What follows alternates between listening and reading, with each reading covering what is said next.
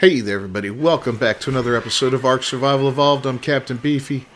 This is the Game Vault, and I got another video for you today. It should only be another day, maybe, before we hear some big news from Wildcard regarding ASA and when it's coming out. Maybe we'll see a trailer tomorrow. I don't know, I heard some rumors, and these rumors seem like they're pretty solid rumors, so we'll see what happens. But today I want to talk about the 5 things I'm going to miss most when Ark Survival Ascended first releases. Now, these things are, a lot of times they, where'd that light come from?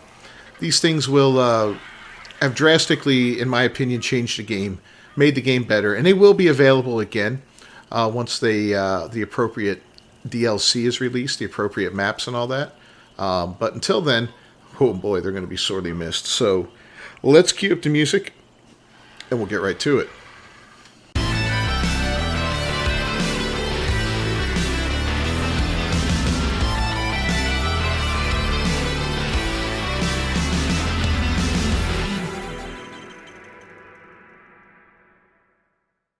Alright, so number 5 on the list is the animal you see on my shoulder. Not this one in particular, but any of this entire group of shoulder pets, as they're called in the game.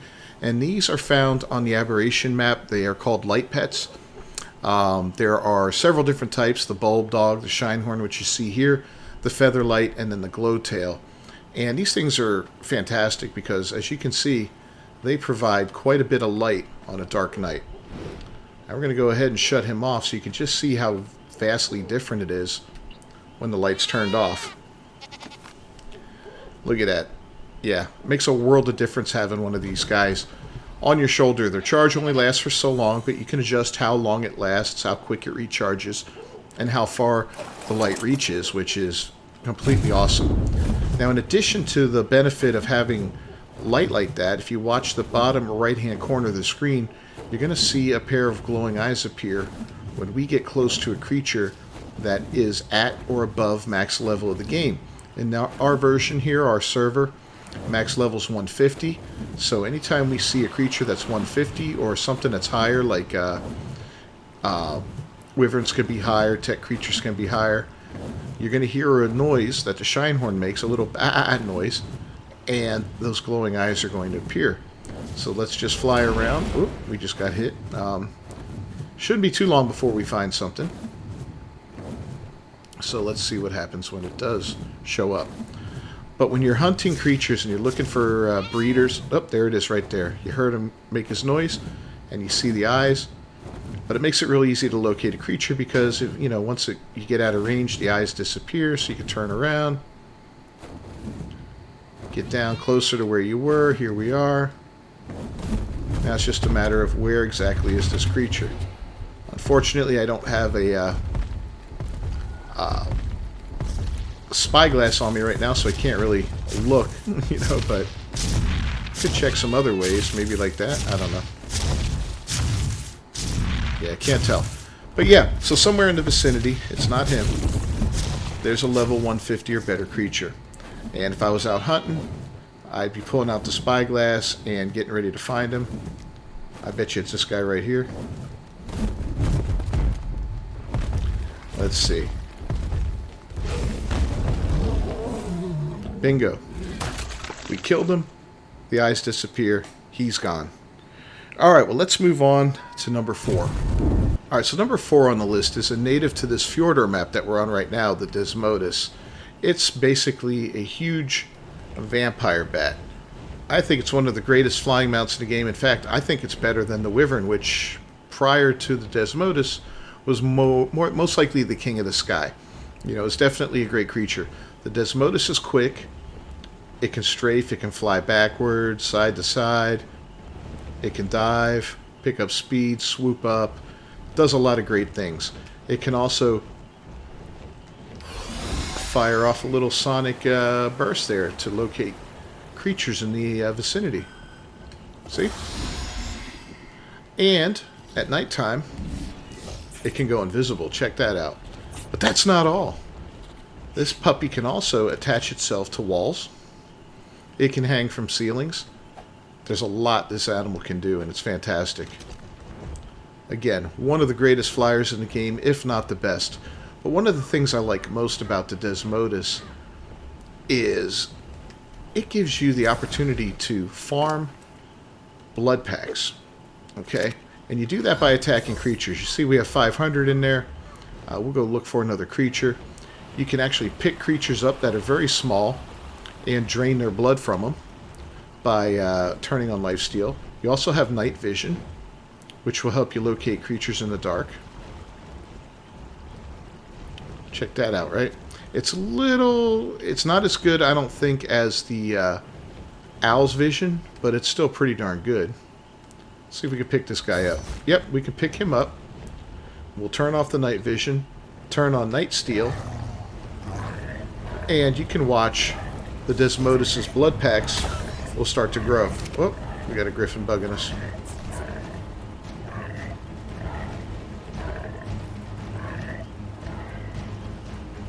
Alright, we dropped him. Oh, we killed him. Okay. But yeah, you see we picked up an extra blood pack just from taking on that one guy. Not the best, but, you know, not bad either. This griffin really wants to mix it up, doesn't he? Alright, he's going to go fight that guy. Cool. Alright, let's bug out of here. Not really in the mood to fight with this guy. He's a breeder. I'd normally take out my guy, but much like my spyglass, my bat was lost in last night's misadventure as well on the live stream, so there's that. But another great thing this guy can do, and this creature is the only creature that can do it, is in his inventory you can build a sanguine elixir. It takes 200 blood packs, which may seem like a lot, but trust me, you can get those really, really quick when you're in combat, fighting creatures like, if we were down to 101 blood packs, right? So we'll fight this Brano real quick. As you can see, we're picking up blood packs left and right. We'll start biting them in the buttocks. Ah.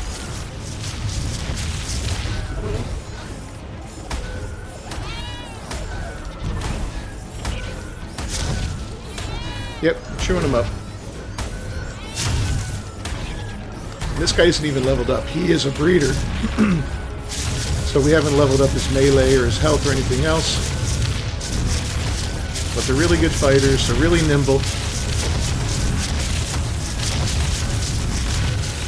And in the end, I want to show you what we got out of this guy. So level 85 Brana. We ended up getting an extra 100 blood packs or so, plus some meat, and about 190 spoiled meat. That's another thing this guy excels at gathering is spoiled meat. Insane amounts. Now, a negative is he won't be able to get mutton from sheep. All he gets basically is blood packs, blood, and spoiled meat. No hide, nothing else. Now, the Sanguine Elixir is fantastic, and what it does is, during the taming process, as you're taming a creature, you can actually consume one of those while you're taming it to gain a 30% boost in the taming, and it also works when you're imprinting creatures, so you can gain 30% on an imprint. And to me, that's worth its weight in gold. You know, if you do a lot of breeding, if you do a lot of taming, and who doesn't in Ark, that's fantastic. So, like I said, this guy's only available on Fjordur, so it's going to be a long time before we see him back in the game.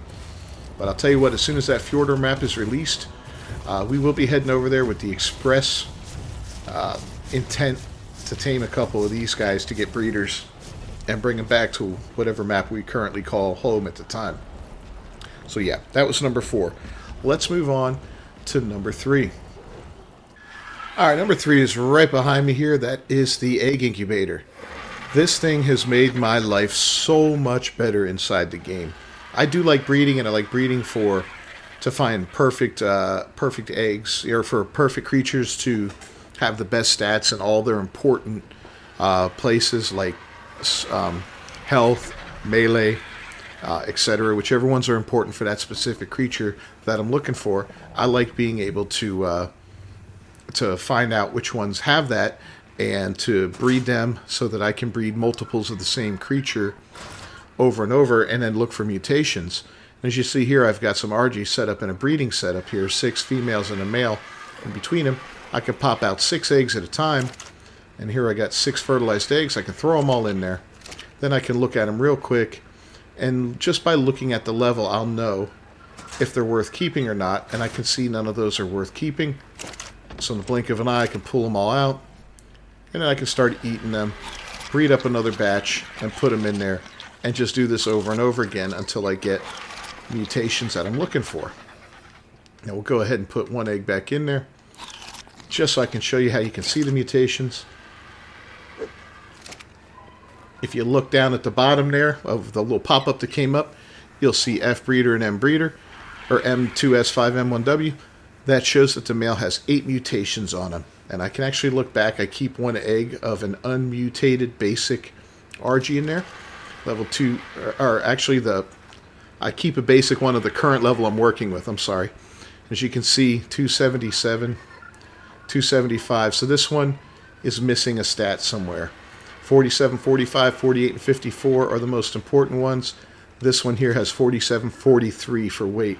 So it has the lesser weight on it. So I know instantly, even by looking at just the level of the creature inside the egg, that it's not the one I'm looking for. What I'm looking for is a 279, which would be this kind of, this amount of mutations plus one more. It would get me 279. That's how I can go through and breed very quickly and find out which ones I want to keep without having to waste a whole lot of time. This, I believe, came out with Genesis 2. Correct me if I'm wrong. Which, again, is going to be a long time before it's released, but it is what it is. I'll make do until then. I know there's going to be some mods out there that will assist with breeding and all that, and I'll probably implement one of those. Like I said, I do like breeding, and I like going for the perfect breeders, and it's just something that I find fun. I'm starting to do it for colors now as well as for stats, so that complicates things even further. So, in any case, if I gotta wait, I gotta wait. If not, I won't wait. We'll see what happens. Let's move on to number 2. Alright, moving on to number 2. Number 2 is not a creature. Number 2 is not something around the base. Number 2, however, is very helpful when you're out in the field and you're hunting.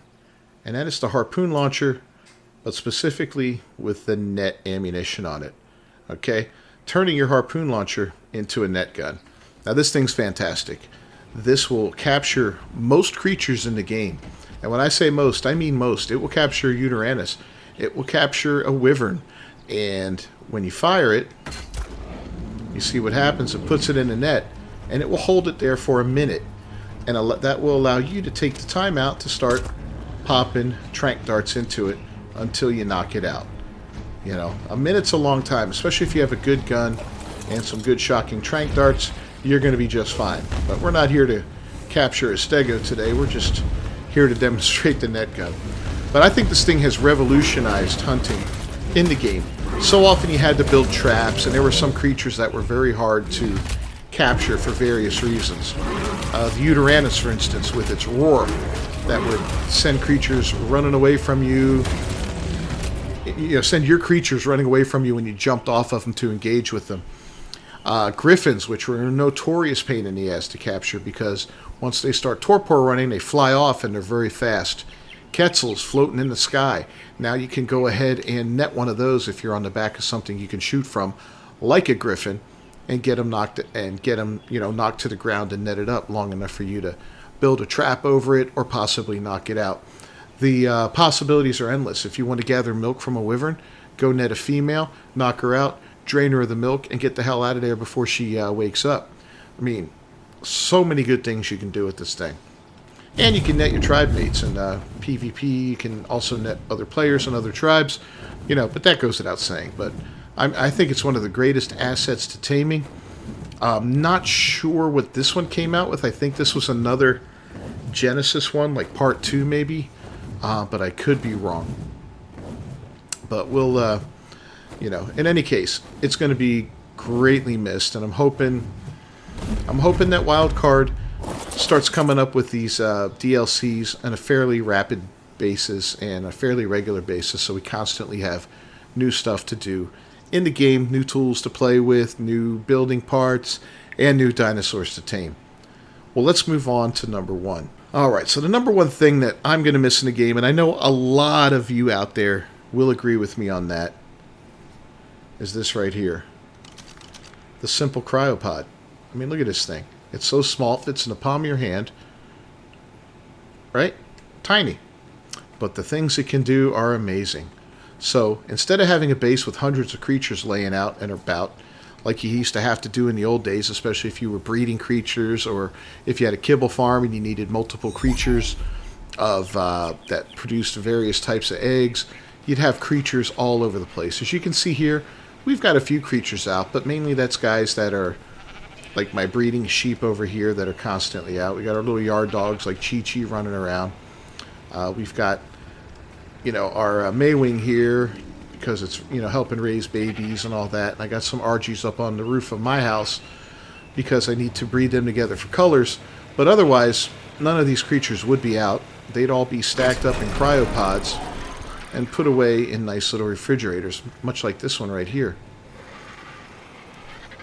And you could sort them out in different ones. You can put them however you want. If you want breeders in one, if you want aquatic creatures in one, whatever it is, you can name these things. I got one just for empty pods that we keep. That way if somebody needs a pod, they can go in there and grab it out. The Rex project, my Archie project. Look at all these Archies I've bred up for, for mutations. It's just a fantastic addition to the game. It changed the game. It allowed you to bring creatures into caves that you normally wouldn't be able to bring in there.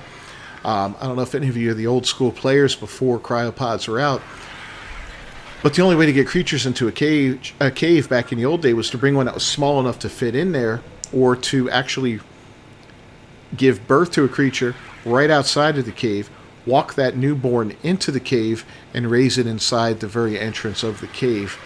And then if you got to a point in the cave where it couldn't progress anymore, well, then you were shut down again. You just couldn't do anything else. So this has revolutionized the game.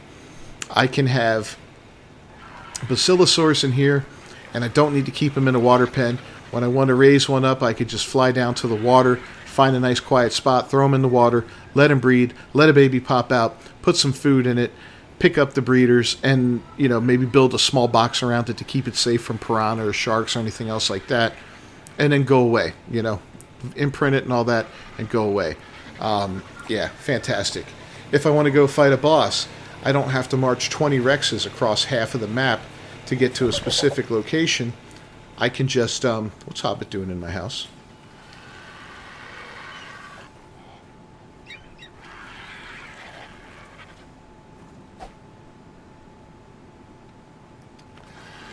I'm going to have to kill him, aren't I? He's trying to paint my stuff pink.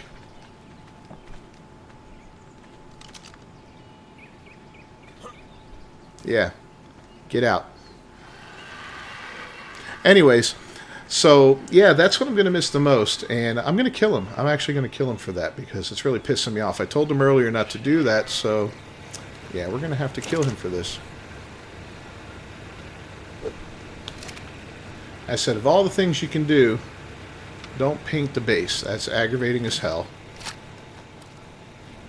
And here he insists on painting my base. Alright.